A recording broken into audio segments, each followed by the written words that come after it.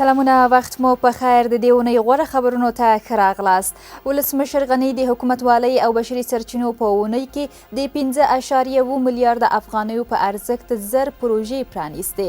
ارګ وایي چې دغه پروژې د ملي پیوستون په چوکاټ کې په هرات، کندهار، بلخ او ننګرهار ولایتونو کې پلي کیږي. جمهور رئیس غني د پروژو امنیت او ساتنه کې د خلکو رول او د ولس په همکارۍ په سختو ځایونو کې د اوبو لویو پروژو ترسره کېدو ته په اشاره ویلي. دا پروژې مو نه یوازې د سیلابونو او وچکالۍ له خطرونو څخه ژغوري، بلکې د افغانستان د سوکالۍ، ثبات او زرغونتیا لامل کیږي. امریکا له افغانستان سره 300 میلیونه ډالر مرسته وکړه. د امریکا د بهرنیو چارو وزیر انټوني بلینکن ویلي هیواد د خپلو پوځیانو تر ایستلو مخکې افغانستان ته 300 میلیونه ډالر نور ملکي مرسته ورکوي. هغه ویلي دا پیسې به د تیرو 20 کلونو د بریاوو په ساتنې او هغو ته پر انکشاف ورکولو ولګول شي.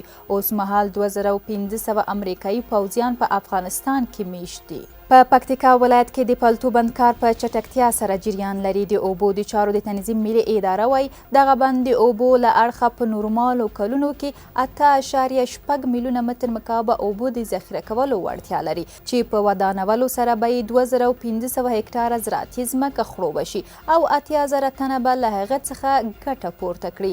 دغه اداره وایي د یاد بند چارې همدا اوس په ښه ډول جریان لري او د موادو د ټیسټ په خاطر د ضرورت وړ جیوتکنیک وسایل ساحې ته رسیدلي دي.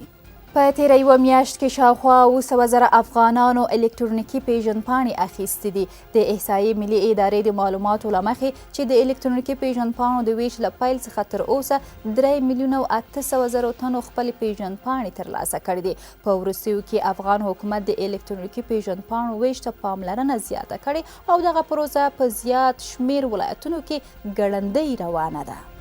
د کاپیسا له دانش تر مغان پل پورې د غځېدلي سړک لومړۍ برخه بشپړه او ګټې اخیستنې ته وسپارله شوه. د ټولګټو چارو وزارت وایي د دغه سړک لومړۍ برخه څه باندې 8 کیلومتره اوږدوالی، 15.5 متره سور او شاوخوا نوي پایې پلونه لري چې د جوړېدو چارې د 103 میلیونو افغانیو په ارزښت بشپړې شوي دي.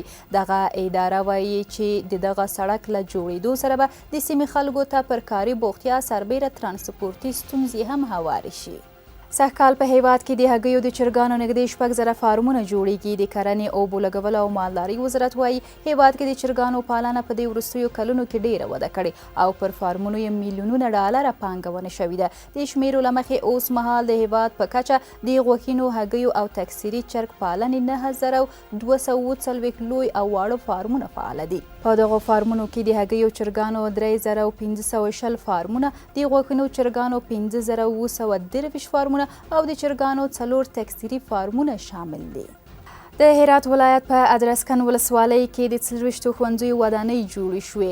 د پوهنې وزارت وایي چې دغه ښوونځي په لرې پرتو کلي کې د اقرا برنامې له لارې د 18 میلیونو افغانیو په لګښت جوړې شوي، چې په جوړېدو سره یې شاوخوا 9,000 زده کوونکي د زده کړو خوندي چاپریال څخه برخمن شول.